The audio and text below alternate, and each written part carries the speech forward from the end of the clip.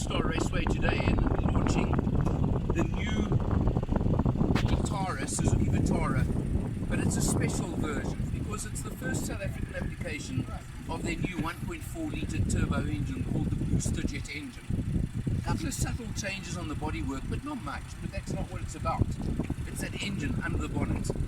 You're talking 103 kilowatts, 230 newton meters of torque out of this 1.4 litre turbo engine. A couple of changes as well on the inside, so let's just take a look inside the car as well. And the biggest change is that they've now, of course, upgraded, and you've got the nice touch screen over there. That does make a very big difference to the car.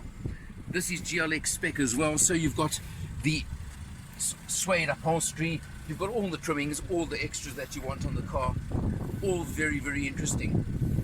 The power to weight ratio is important, of course, on that Boosterjet engine. In this, guys, with this engine, you're looking at 379,000 Rand for the manual 6-speed version, or there's a 6-speed auto available as well that comes in at 397,000 Rand.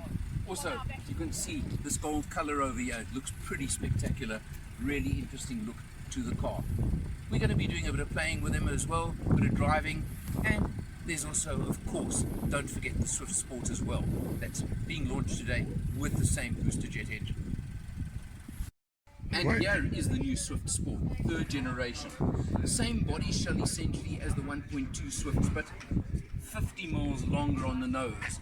You've got extra detailing on the front end over here, different grille, little details like that that make a difference. Obviously the skirt at the front and the side skirts on the Sport as well, just to make it that bit different.